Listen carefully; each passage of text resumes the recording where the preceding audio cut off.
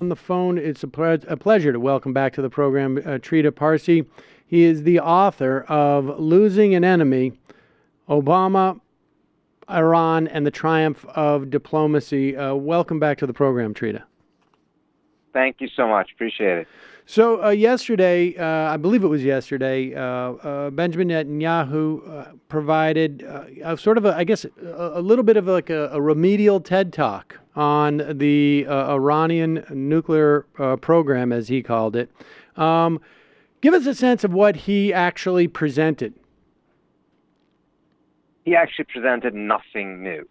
He essentially focused his presentation on activities Iran had engaged in between 1999 and 2003, which had some military dimensions. And the world already knew this. This was nothing new whatsoever. In fact, there are reasons to believe that the Israelis actually did not hack Iran. They hacked the IAEA and got this information from the IAEA rather than the Iranians. Because in July 2015, as part of the nuclear deal, as a side agreement, the Iranians agreed to cooperate with the IAEA investigation and hand over all the information that was requested, as well as make all of the individuals involved in these activities available to the IAEA to interview. The IAEA then completed that report by December 2nd, 2015, and concluded that they were now content and that the matter could be closed, and the Board of Governors of the IAEA, 35 countries, voted unanimously to close this file. If Netanyahu wanted to open that file again, he needed to produce something new, present something that changed this picture. He did not do that. He only reinforced what people already knew. If he had made a claim, which he didn't, he insinuated and he wanted to leave the people with the impression that Iran had continued these activities after 2009 or after 2015, but he presented no evidence of that. If he had that evidence, he should have presented it. If he doesn't, then he has not changed anything.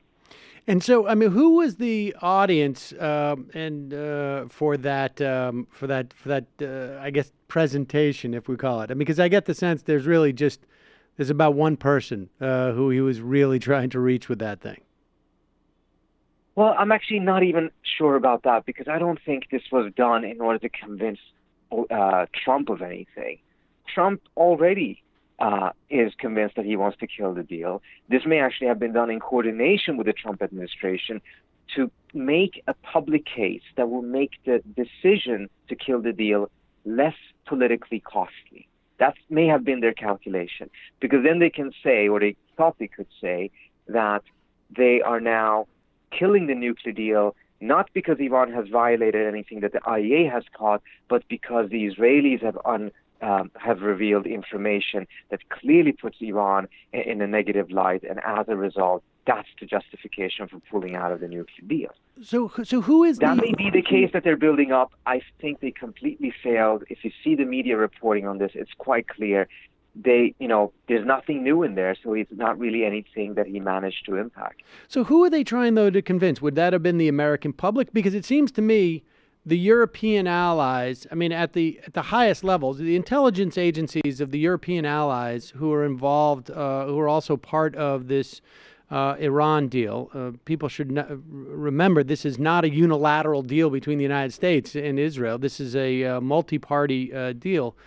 They must surely, if we can look at this and see that there's holes, that he's not even making an assertion that this is ongoing, that he's simply repeating what was a national intelligence estimate, I think from 2007, that the CIA said, yeah, they had a program that they had come up with some plans. They stopped in 2003. If he can't present anything to convince lay people, they can't be thinking that they're actually going to convince European partners, do they? I don't think they think they can convince the European partners, but if you have lazy reporting in the United States, a presentation like this, combined with what appears to have been a deliberate misspelling in the White House's press release yesterday, in which they said that the United States is convinced that Iran has a robust clandestine weapons program, not had, but has.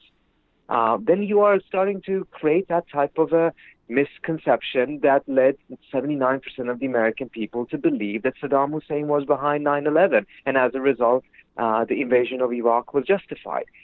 It seems to be part and parcel of that process, just a little bit more clumsy and a little bit more skepticism from the public because we've already been through a charade like this before.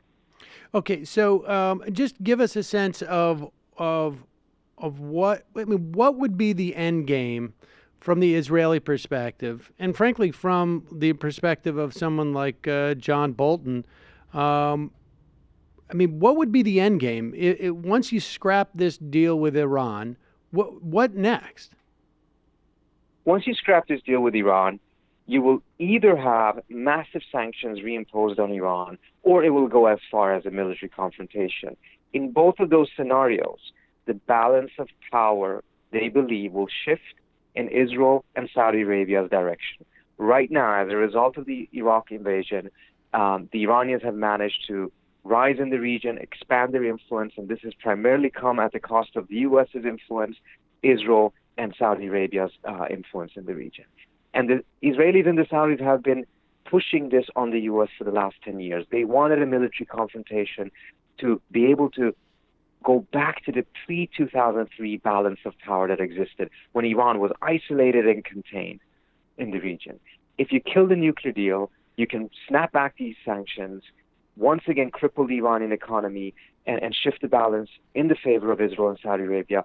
Or you can go even further by having a military confrontation, which the Israelis certainly believe, if the U.S. conducts, will lead to a scenario in which Iran will be significantly weakened.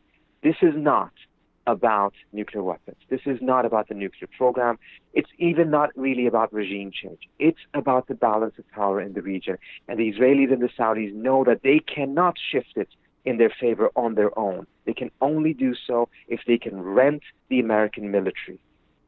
And forgive me if this sounds naive, but what does that mean from a tangible perspective? If there was a shift in the balance of power, what does that mean on a daily or even like a yearly basis? What is the tangible impact or results of a change in a balance of power? Well, you have to remember that right now the Middle East is in flux. We don't have a stable situation. We don't have an equilibrium in the region. And as a result, what we're seeing right now, if the trajectory continues, which is what the Israelis and the Saudis fear, you will likely see the Iranians become more influential, as will the Russians and others. So just take a look at what's happening in Syria right now. It is the Iranians and the Russians primarily that are calling the shots. This is a very worrisome perspective, scenario from the Israeli perspective, and certainly from the Saudi perspective.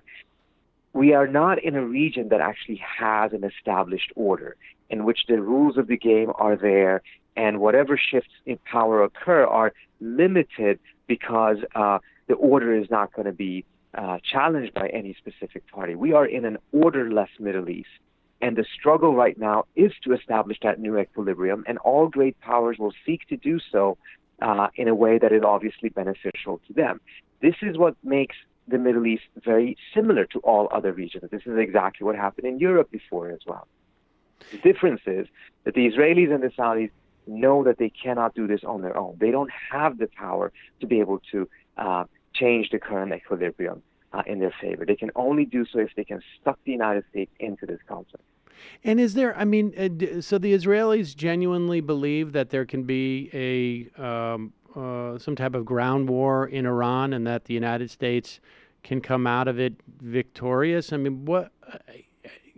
They seem to I've not heard them say anything about ground war.